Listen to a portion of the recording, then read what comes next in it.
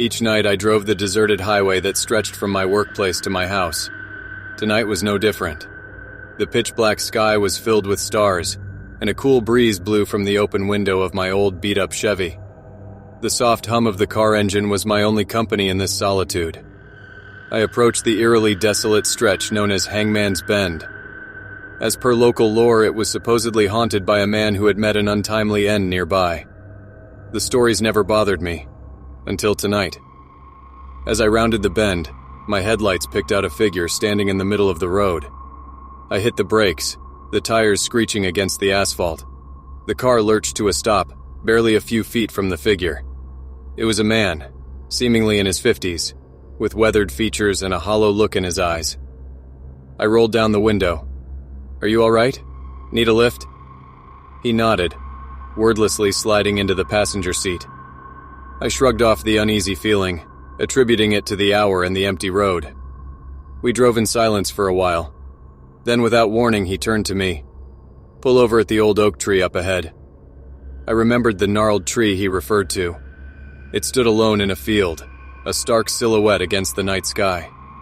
I found his request odd but complied, pulling the car to a stop under the tree's sprawling branches. The man turned to me, his face grave. "I have a confession. I'm the man from the tales, the hangman's ghost. Each night I try to hitch a ride home, hoping it will release me from my curse." His words sent a chill down my spine. Before I could react, he continued. "For disturbing you, I offer a warning. Do not take this road tomorrow night. Promise me." I nodded, speechless. With that, he opened the car door and stepped out. I watched him walk towards the tree, disappearing into the darkness. When I blinked, he was gone. The passenger seat was empty, as if he'd never been there. I drove home in a daze, his warning echoing in my mind. I couldn't sleep that night, haunted by the phantom passenger's confession and his ominous warning. Come morning, I convinced myself it was an illusion, a trick of my tired mind. But as night approached, unease crept back in.